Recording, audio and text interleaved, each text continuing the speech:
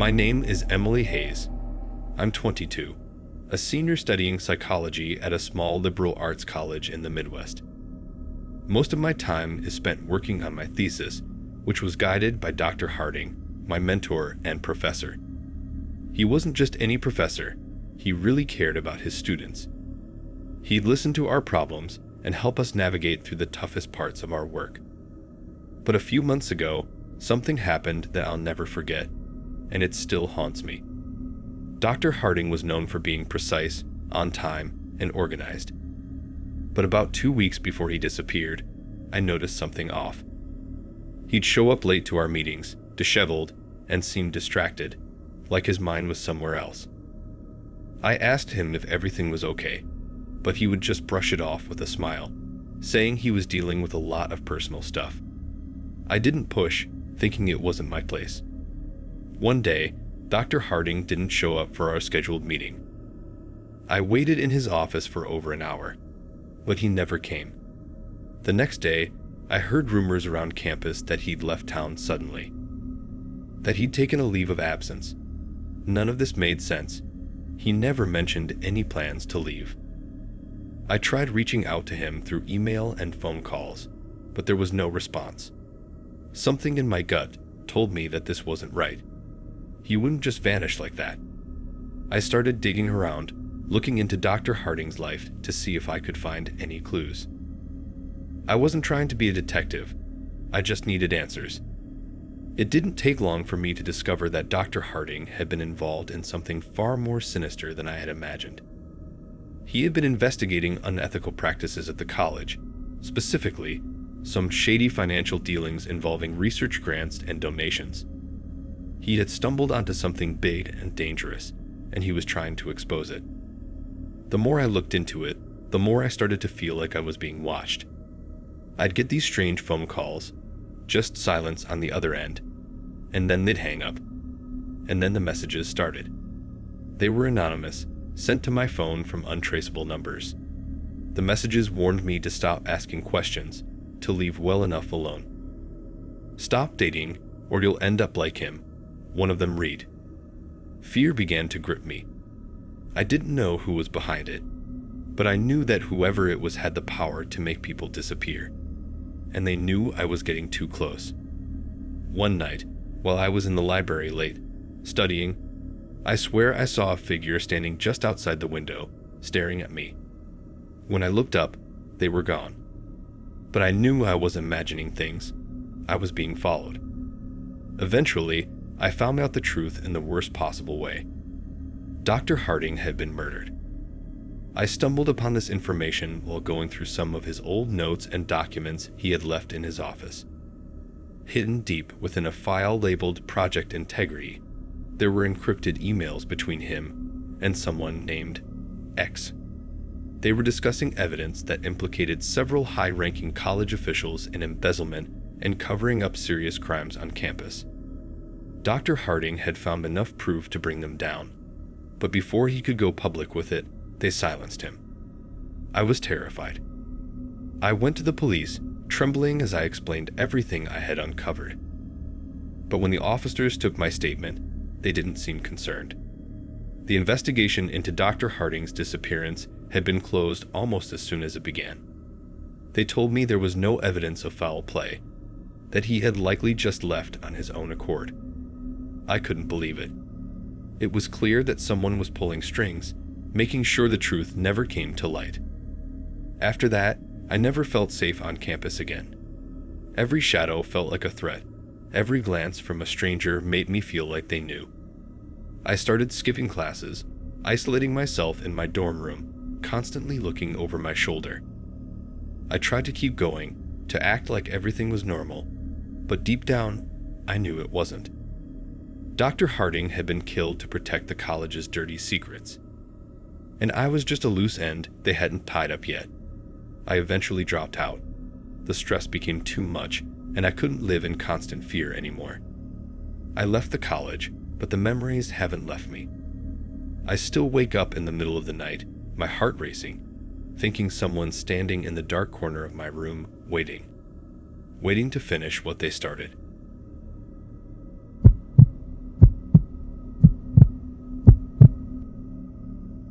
My name is Jake Miller, and I'm 19 years old, a sophomore at a small college in Oregon. I've always been pretty laid back, focusing more on my studies and hanging out with friends rather than getting involved in campus drama. I thought living in a dorm would be just another part of the college experience.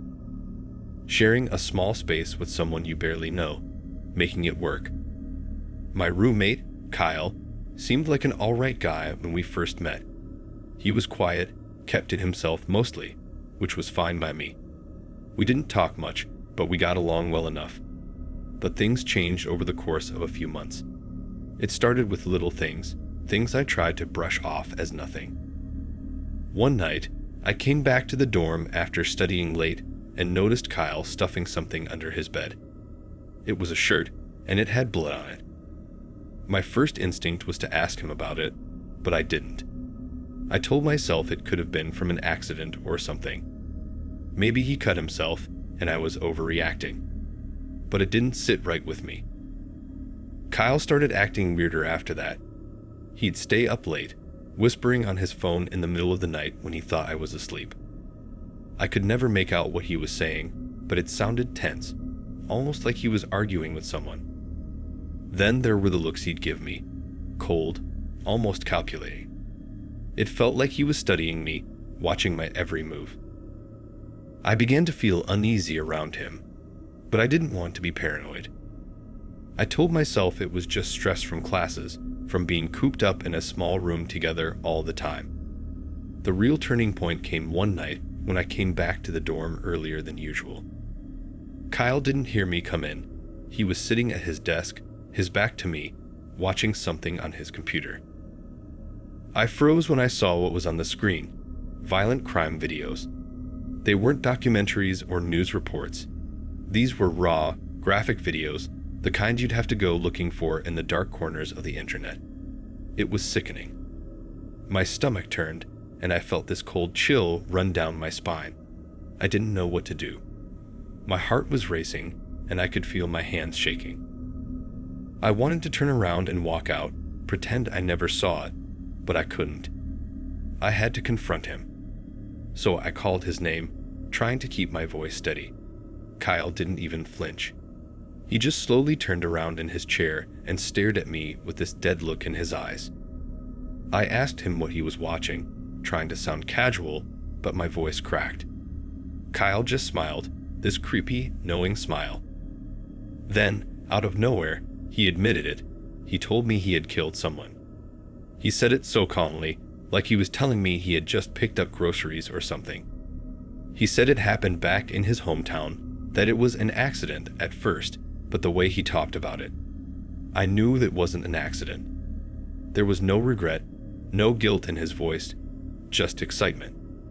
And then he told me something that made my blood run cold. He said he was planning to do it again. I couldn't believe what I was hearing. I was trapped in a room with a killer. My mind was racing, trying to figure out what to do. I knew I had to get out of there, but Kyle was blocking the door. He stood up slowly, still smiling, like this was all some sick game to him. I backed up, trying to keep calm, but I could feel the panic rising in my chest. I told him I didn't care what he had done, that I wouldn't tell anyone, that I just wanted to leave. But Kyle didn't move. He just kept staring at me, that eerie smile still on his face. I knew he wasn't going to let me go. Not unless I made him. The tension in the room was unbearable. I knew I had to act fast. Without thinking, I lunged at him, shoving him as hard as I could. He wasn't expecting it, and he stumbled back, giving me just enough time to get to the door. My hands were shaking so badly I could barely turn the handle, but I managed to wrench the door open and run out into the hallway. I didn't stop running until I reached the campus security office.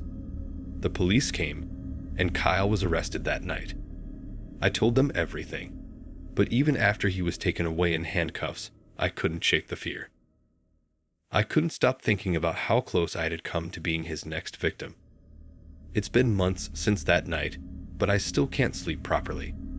Every time I close my eyes, I see Kyle's face, hear his voice telling me about that murder.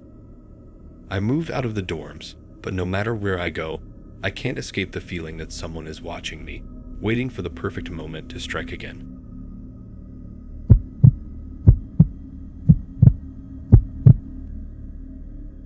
My name is Anna Thompson, and I'm 20 years old, a junior at a college in Boston.